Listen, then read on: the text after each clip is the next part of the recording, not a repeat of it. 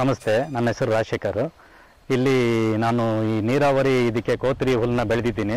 ಈ ಹೈನು ಉತ್ಪತ್ತಿಗೆ ಯಾವಾಗಲೂ ಸಾಧಾರಣ ಹಸಿ ಹುಲ್ಲಿನ ಒಂದು ಅವಶ್ಯಕತೆ ತುಂಬ.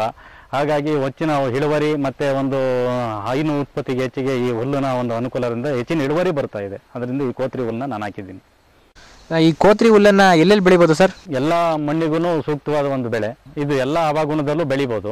ನೀರಾವರಿ ಇದಕ್ಕೆ ಒಳ್ಳೆ ಇಳುವರಿ ಬರುತ್ತೆ. ಮಳೆ ಆಶ್ರಯದಲ್ಲಾದರೆ ಸ್ವಲ್ಪ ಇಳುವರಿ ಕಮ್ಮಿ ಬರುತ್ತೆ. ಆದರೆ ಇದು ನೀರಾವರಿಗೆ ಭಾಳ ಸೂಕ್ತವಾದ ತಳಿ.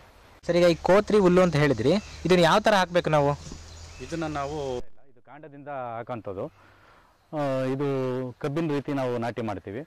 4 ಅಡಿ ಸಾಲಿನ ಅಂತರದಲ್ಲಿ ಗಿಡದಿಂದ ಗಿಡಕ್ಕೆ 2 ಅಡಿ ಅಂತರದಲ್ಲಿ ನಾವು ನಾಟಿ ಮಾಡ್ತೀವಿ. ಈಗ ಇದು ಕೋತ್ರಿ ಕಡ್ಡಿ ನಾಟಿ ಮಾಡಬೇಕಾದ್ರೆ ಸಾಲಿಂದ ಸಾಲಿಗೆ 3 ಅಡಿ, ಕಡ್ಡಿಯಿಂದ ಕಡ್ಡಿಗೆ 2.5 ಅಡಿ ಅಂತರ ಇರಬೇಕು. ಮತ್ತು ಈ ಗಿಣ್ಣು 2 ಗಿಣ್ಣು ಈ ಭೂಮಿ ಒಳಗೆ ಮಣ್ಣಿನಲ್ಲಿ ಸೇರಬೇಕು. ಅದರಿಂದ ಸ್ವಲ್ಪ ಯಾವಾಗಲೂ ಕ್ರಾಸಲ್ಲಿ ನಾಟಿ ಮಾಡಬೇಕು.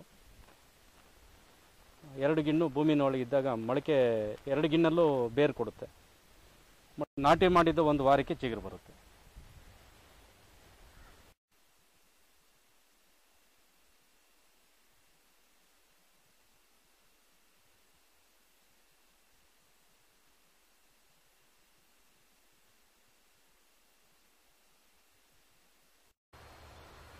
ಇದು ಸಾಲಿಂದ ಸಾಲಿಗೆ 4 ಅಡಿ ಇದೆ, ಗಿಡದಿಂದ ಗಿಡಕ್ಕೆ 2 ಅಡಿ ಇದೆ.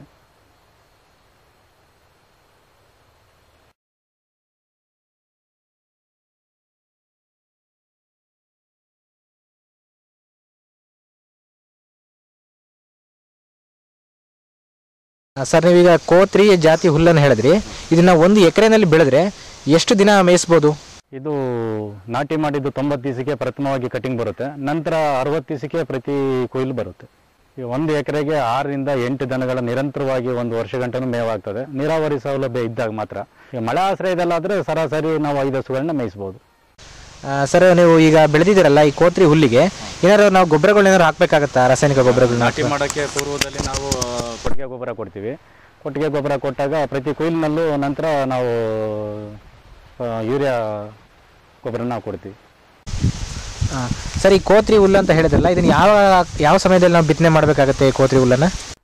ಇದು ನಾಟಿ ಮಾಡಲಿಕ್ಕೆ ಜೂನಿಂದ ಜುಲೈಗೆ ಸೂಕ್ತವಾದ ಸಮಯ. ನಾಟಿ ಮಾಡಬೇಕಾದ್ರೆ ಪೂರ್ವದಲ್ಲಿ ನಾವು ಕೊಟ್ಟಿಗೆ ಗೊಬ್ಬರ ಕೊಡಬೇಕು.